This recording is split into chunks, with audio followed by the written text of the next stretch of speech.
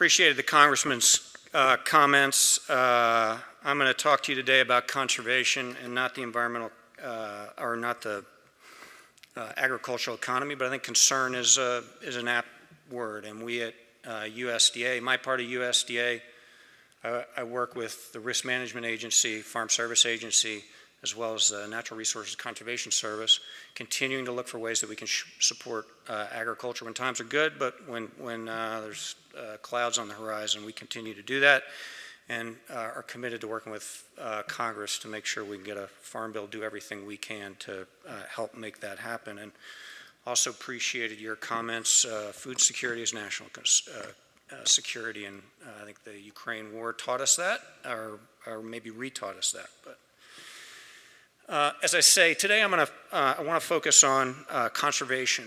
I'm going to spend much of my time talking about climate, but my message is that in conservation, a lot of folks talk about protected areas, or parks, or public lands, and the case I want to make today is that if we're going to be successful in clean water, wildlife conservation, climate, open space, whatever it is, that working lands are critical, and working lands that stay in agriculture and stay in forestry.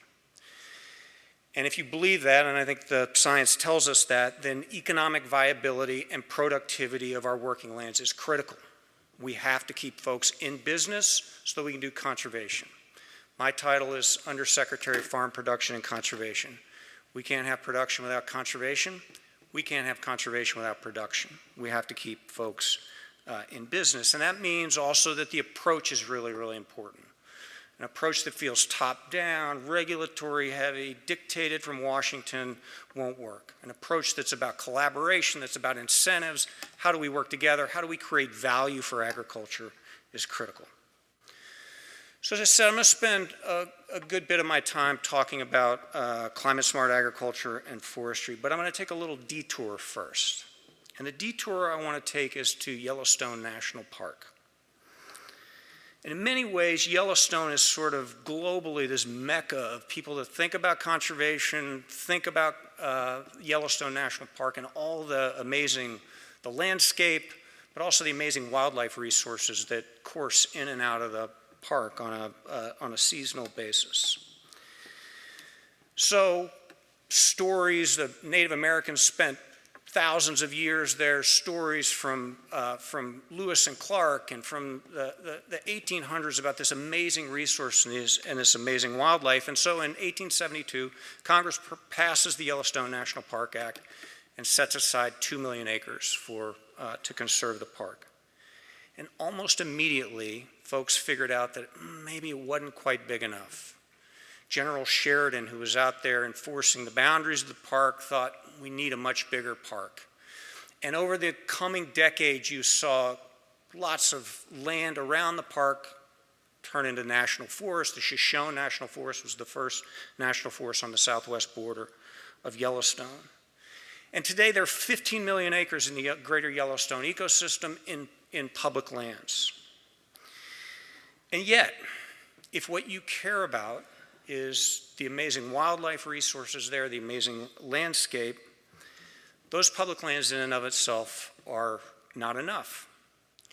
Over the last 2 decades, we've had amazing science. We've radio-collared elk and mule deer and pronghorn, and we know exactly where they go. We know where they are in the summertime when they're on the park. We know how they get there through the forest, and we know where they are in the wintertime. And where most of them are is on private working ranch land. And so if you care about the wildlife that gives Yellowstone National Park so much tourism, so much interest from the public, you've got to care about agriculture. Agriculture is not the threat to that ecosystem, it's the solution to that ecosystem. We have to keep ranchers ranching in the greater Yellowstone ecosystem. We've got to keep forestry landowners continuing to manage forests if we want to protect the thing that makes Yellowstone so important. Early in the administration, we actually went out to Wyoming. We sat down with Governor Gordon, his team, head of his wildlife agency, his agricultural secretary, and others to talk about what we could do at USDA to partner with them to utilize our incentives to help protect those private ranch lands. We developed a new conservation lease using the Grasslands Reserve Program under the Conservation Reserve Program. We've combined it with some of our NRCS resources in a way that we can partner with landowners to keep them in ranching, to keep them doing what they do, and to conserve habitat for those rare species. In Montana, we're working with producers to reduce the impacts of wolves and grizzly bears in a way to help them shield their herds and their ranches and farms from the potential impacts of predation. We've got huge demand out there and are making big commitments on conservation easements. We have farm and ranch families that want to stay on the land, and we're helping them do that by purchasing their development rights through our Farm Bill programs. It's voluntary. It's locally led, it's incentive-based, it's about creating value for the stewardship that those producers have been doing for decades, but giving them a value in the market through incentives to take advantage of that. Again, if we want to save one of the things that makes Yellowstone most special, we have to actually save agriculture. We've got to keep those ranchers, those farmers, those forest landowners on the landscape. This, of course, isn't a new thought, the importance of working lands. Aldo Leopold, a former Forest Service USDA employee, professor, sort of the godfather, maybe the patron saint of wildlife conservation in the United States, wrote that conservation will ultimately boil down to rewarding the private landowner who conserves the public interest. And so our little detour to Yellowstone is about that. It's about recognizing that even in a place that is dominated by public lands, working lands hold the key to conservation. And whether we think about, again, water, open space, or climate change, working lands are critically important, and the approach we take that is critically important. And we know that folks in agriculture and forestry are already starting to see the impacts of climate change. Look at the wildfires right now, a combination of the need to manage those forests more aggressively, climate change on top of that, creating significant wildfire challenges, not only in California, but across the West. I was in North Carolina a few weeks ago, meeting with producers there. Drought in the early part of the season, really heavy rain in June, followed by a hurricane. Challenges for them as they confront those impacts. In Massachusetts, I met with folks that have been flooded out, fruit and vegetable growers, and then folks from Texas have come to meet with us, cotton producers and livestock producers. They are impacted by drought. So we're seeing extreme weather events on the landscape. But most of the action around climate-smart agriculture and forestry really is on the mitigation side. How can agriculture contribute to efforts to reduce greenhouse gas emissions even while we maintain our ability to produce food and to remain economically viable? And when we think about climate, we're used to fighting about it. We're used to polarization. We're used to arguments about science. We're used to fisticuffs. And one of the things that's most interesting about climate and agriculture to me is that there's actually a lot of alignment. The types of things that farmers can do to help the climate actually can help the bottom line too. Cover crops, soil health can enhance soil productivity. Improved fertilizer management can reduce nitrous oxide emissions even as we perhaps lower our fertilization bills. Taking methane from dairies and feedlots and turning it into energy can reduce methane emissions even while we create a new source of revenue for many of our farmers. So there's this alignment. There's also alignment with other conservation goals: improve clean water, open space conservation, just creating a new income source to keep farmers farming. We also know that there's a limitation to regulatory approaches when it comes to working lands. We know that regulation typically does a pretty good job of stopping bad things from happening, but the fundamental question we're confronting when it comes to climate-smart agriculture is how do we encourage new producers to adopt new technologies, new innovations? How do we de-risk those things? Regulation isn't very good at that. Good at stopping bad things, not particularly good at getting people to adopt new practices. But there is this alignment out there, and the question is, how do we take advantage of it? Now, while there's alignment, also important to recognize, there's a little skepticism in the countryside about what climate policy looks like back in Washington, D.C. Concern about, are there going to be costs? Is it going to be flexible enough, right? Is it going to allow for innovation within a producer's operation? And so part of our job is to confront that skepticism and recognize that the approach matters. There is a deep sense of stewardship in agriculture and forestry in the United States, a history of stewardship and a deep commitment to stewardship.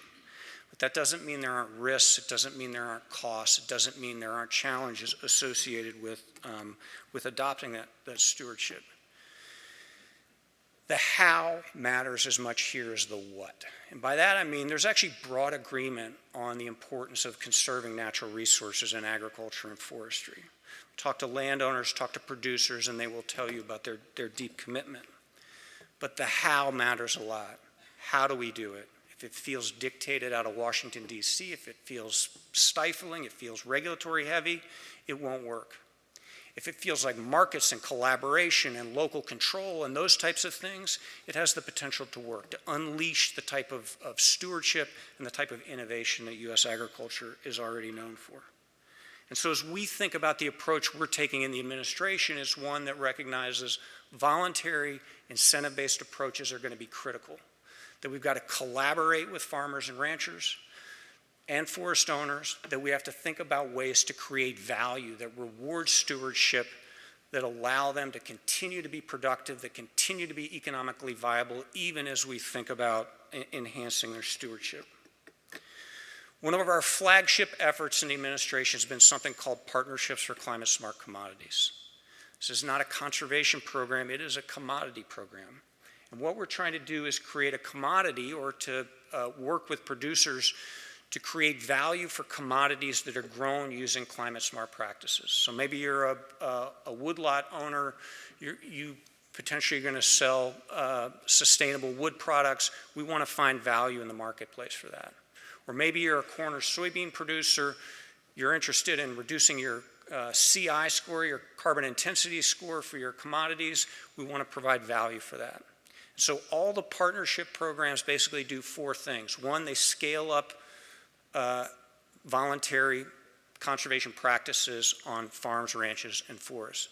Two, they make sure it's available for everybody. We want to make sure that small producers, medium-sized producers, historically underserved producers can participate. Third, we want to measure outcomes. We want to know what the outcomes are of these so that we can find value in the marketplace. And fourth, we want to find value in the marketplace. We want to let groups of producers and others work together to find value in the marketplace that will reward them for their stewardship. $3 billion committed so far, about 135 projects in every state. I think as high as 200 practices as part of this. So far, about 13,000 farms enrolled. We're approaching 4 million acres as part of this effort. We're learning a lot. We're learning how to work with producers to find value in the marketplace. We're starting to see some of that.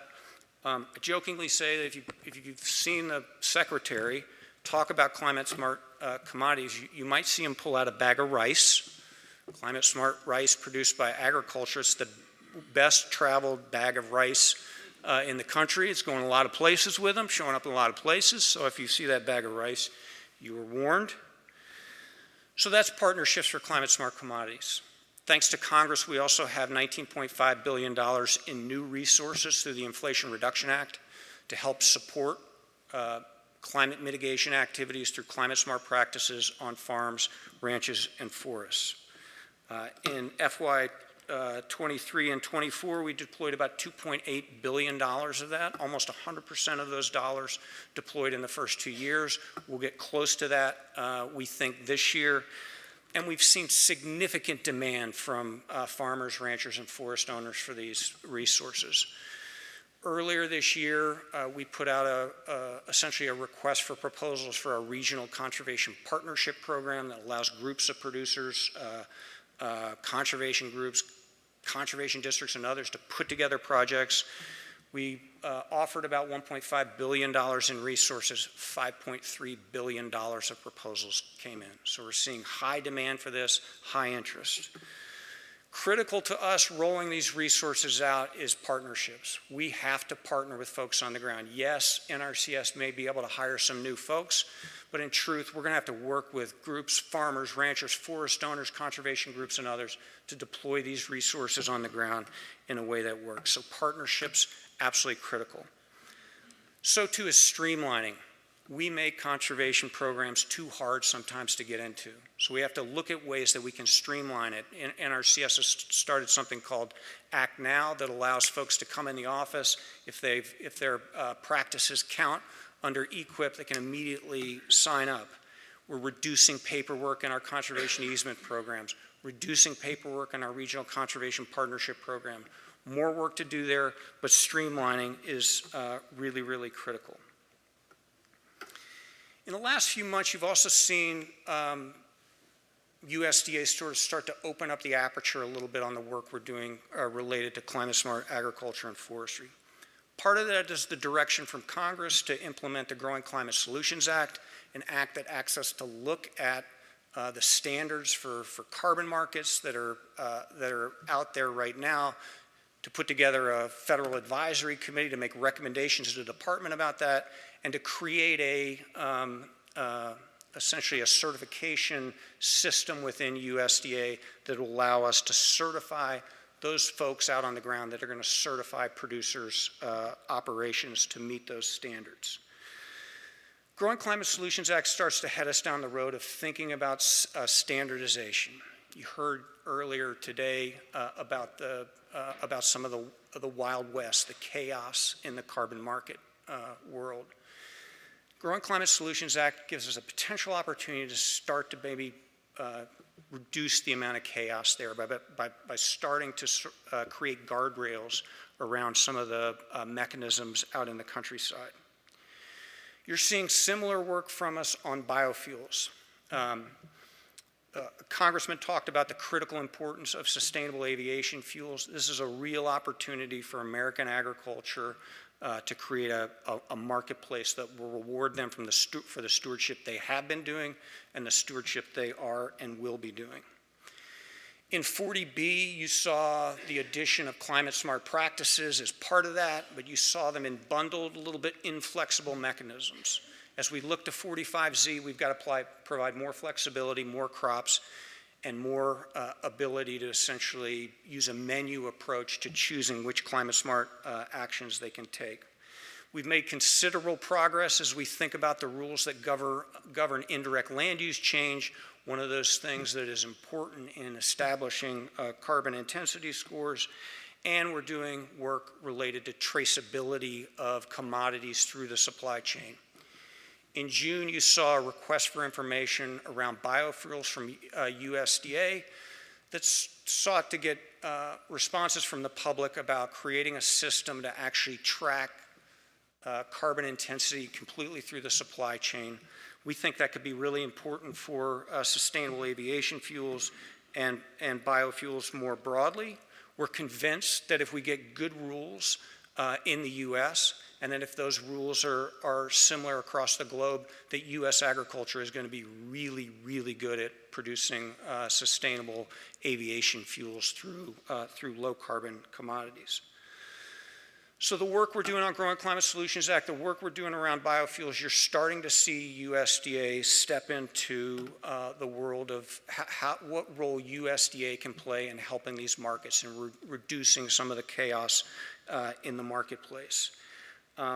Not that USDA is going to create a standard, but that perhaps USDA can begin to create guardrails around what the existing standards are in a way that maintains public confidence and that the greenhouse gas reductions in commodity markets are real, but that also creates certainty for producers so they know the rules of the game and so they can participate in those markets.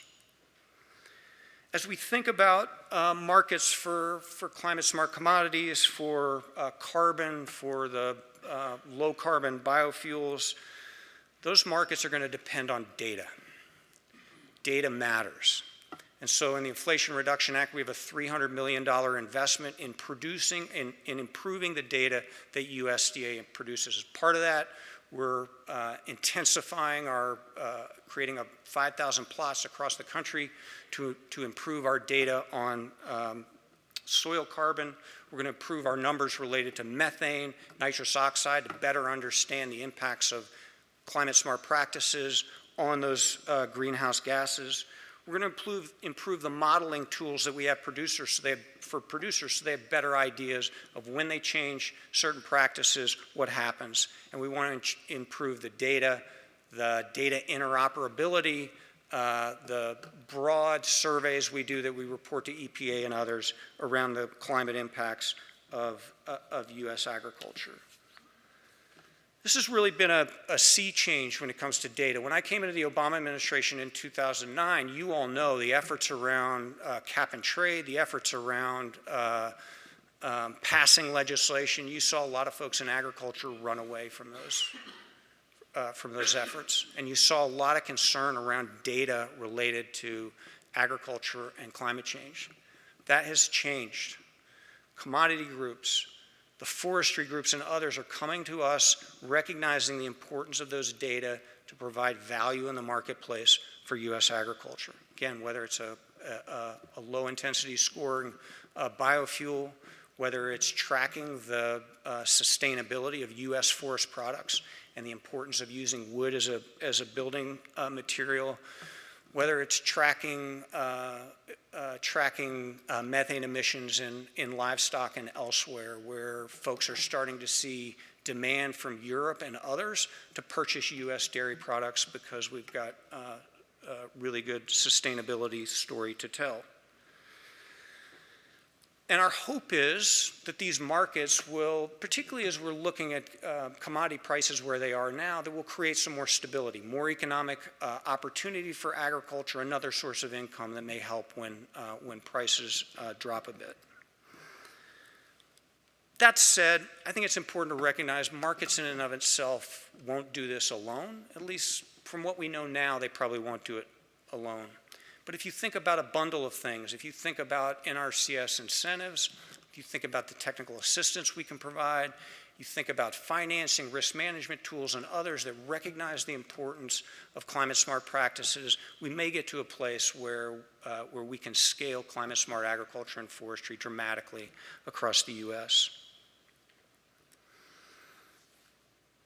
Perhaps Leopold, when he discussed the imperative of rewarding the private landowner for stewardship, wasn't aware of carbon intensity scores, low carbon commodities, climate smart commodities, carbon markets, all those things. But I think it's fitting with the approach that he talked about, voluntary incentive-based approaches that reward producers for the good stewardship that they take.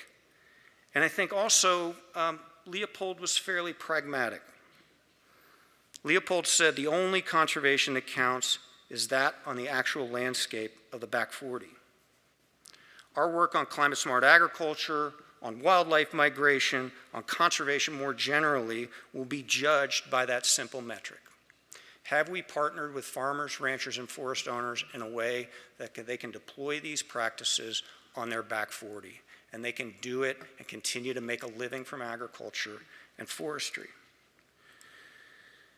Just as in the greater Yellowstone ecosystem, if we're going to be successful in climate, we need U.S. agriculture and forestry, and we need them to stay in business and to be economically viable.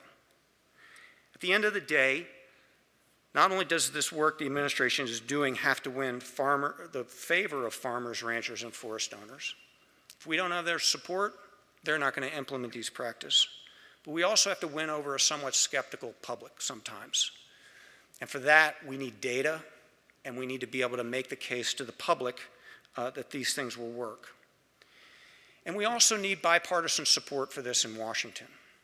we're used to the pendulum swing in Washington, particularly as it relates to environmental policy, going back and forth between Democratic and Republican administrations. And part of our efforts around the approach that we've used on climate-smart agriculture and forestry in the Biden administration is to try and play the long game, is to build a set of tools that will actually have support in agriculture and forestry, that will have support in rural America, and therefore they will have bipartisan support in Congress.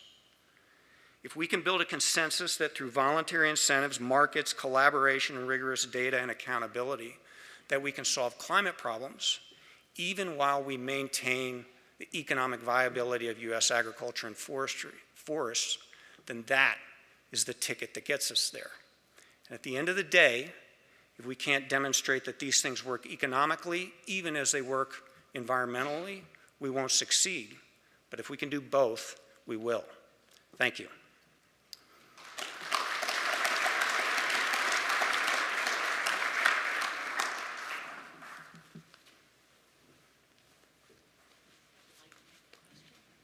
Yeah, I'll take only softballs.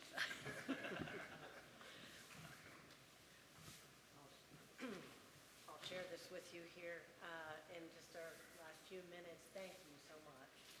You have expanded your responsibilities at USDA exponentially in the time. Oh. How about that? Sorry. Thank you again. You've expanded your responsibilities exponentially and seen so much of what the department can do. And now you've got all these climate smart projects that are really massive in a lot of ways, a lot of different partners, a lot of different players. Tell us just a little bit about the timeline of when you think you will have measurable results and actionable results so that people can take that data that you're collecting. So really important. And our data in the first few years of this, and I should just start off by saying, we have been hyper-focused on getting these projects deployed and working with the partners to get them out there, to get resources, to begin to actually sign folks up. In the first couple years of the projects, you can think about seeing data like the data I shared, 13,000 farms, closing in on 4 million acres of enrollment, and that data is going to be relatively easy. The harder data is what are the greenhouse gas impacts. There's some projects that have a really good handle on that. Iowa Soybean Association, ADM, there are a bunch of projects, Danone, some of the other projects we have where they already have a really good handle on those data, and I would expect we start to see some data pretty quickly. There are other projects where those data, I think, will come in a little bit more slowly. And if you think about things like cover crops or conservation tillage, where the carbon gains can take some time, you'd expect it may take some time. Those data in and of themselves are important. The participation data is important too. We got to figure out how to make this work for producers, and they're going to tell us by whether they sign up or not. And so I wouldn't discount the fact that the initial data that is largely going to be about participation is going to be really, really important. There's also, we hope to see things in the marketplace, data in the marketplace where we actually see value. And we're starting to see some anecdotal opportunities there that folks are starting to see value in the marketplace. That's obviously been critical too. So that kind of feeds with one of the questions that we're starting to get in from the audience is what are those milestones? So participation is going to be one. What else are you looking for to define success? So we do have participation goals, the amount of producers we'd like to see, the amount of acreage, 25 million acres, I think. I think the greenhouse gas target we put, I want to say 60 million metric tons. Don't quote me on that, no. I think you can quote me on that actually. So there are data there as well. I will also say that there are things that we as USDA are learning about here that are important. And I talk a lot about data, but we all know the critical importance of confidentiality for producers. So we have to do this in a way that allows them to create value there, even as we think about confidentiality. And those issues are things that, as we implement this, we're working with those projects to make sure we get it right. So that perhaps leads into this other question that came in. What is that right balance between getting the data science that you're collecting and then incentives? I assume they have to go hand in hand, but how do you strike that balance? There is as someone that spent a part of his career in the environmental community, there's a fair bit of hand-wringing in the environmental community, I know comes as a surprise, about the data and how precise it is. And the fact of the matter is we're going to need to both do measurements on the ground, but we're going to need to rely on models and science. So the work that NRCS is doing around carbon inventory, understanding methane, nitrous oxide emissions matters a lot. If we drive the MMRV requirements, measurement, monitoring, reporting, and verification, sorry, the guy from USDA using acronyms. If we create standards that are so high and make it really expensive, nobody's going to participate. So we've got to find this balance where we can maintain public confidence that the data are real, but at the same time make it economically viable for producers to participate. And that means we have to make those data costs, keep them low. And that's the balance we have to walk in all these projects. There are a new set of acronyms that I think we're all learning. So MMRV, CI scores, all these things that are out there. So it's been interesting to see all the education that's going on around this as well. And as you mentioned, so many different commodity groups are involved, many of whom are represented in this room. So another great reason to have you give us an update. Talk to us just a little bit about a couple of the other programs under your purview. One came in about grasslands. Obviously, that's near and dear to a lot of folks in this neck of the woods. Your grasslands programs and how those incentives are also helping address climate change. Grasslands obviously critically important. And here again is a place where, just as in Yellowstone, we actually want to figure out ways to create opportunities for ranchers and cattle producers to stay in business. Most people don't think about crop insurance as a conservation tool. I do. If you can create crop insurance products that provide risk management for livestock producers, they're more likely to keep that land in grass. And so there are ways to think about many of the tools that we don't traditionally think about as conservation tools as actually conservation tool, because they keep people in business. And ultimately, you care about lesser prairie chickens, you care about sage grouse. You actually need to figure out how to keep ranchers in business. Then there are traditional programs, many of our NRCS programs, but CRP, you've seen a migration in the Conservation Reserve Program away from acres that are coming in through the general sign-up and acres that are coming in through more targeted enrollments and the Grasslands Program. About a third of the acres in the program right now are grasslands acres. And here's an opportunity, again, to keep, it's a working lands program. We keep it in working lands. We create an opportunity for ranchers and cattle producers to stay on that ground, to keep it productive, even while we do some things that will give us some conservation gains as well. So I think figuring out ways that we find that balance of keeping people on the ground and doing good conservation is really, really important. So last question as we wrap up here. Obviously, we haven't given you a magic wand, but you've seen a lot of things come and go in policies. We know that there's a farm bill that has started to move through the House Ag Committee and been approved. We're still waiting on additional movement. From your purview now, what do you see as some of the most urgent things that would really help you get more of this conservation on the ground, plus keep producers on the ground to enact those practices?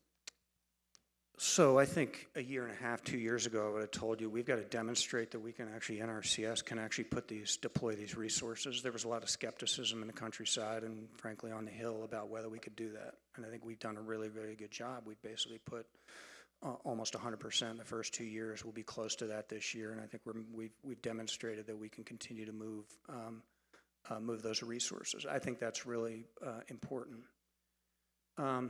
One of the things that's interesting to me, I alluded to this in my remarks, is the amount of support I'm hearing from producer groups and others about the importance of data, and MMRV, another one of those acronyms, and they're interested in that because then potentially seeing some value in the marketplace. Consumer products companies asking questions about that, looking to how do they green their supply chain, or European buyers or others asking question about that. And so I think actually investments in better data are really, really important. We've, thanks to the Inflation Reduction Act, we've made some important strides there. There's more to do. I'd point out I'm in a room full of folks that think about agriculture, but on the forestry side, really, really important. U.S. forests have a really good story to tell about the sustainability of our forests and the sustainability of wood products. And we need better data to tell that story. We've entered into a partnership with the National Association of Forest Owners, Forest Service, and others to look at ways that we can share data to do that. And I think it's that type of attitude of potentially seeing value in data is really important. And I think the Farm Bill can make sure we're making the investments, both on the research side, but on the practical inventory side as well. Well, thank you very much. Ladies and gentlemen, please join me in thanking Undersecretary Bonney.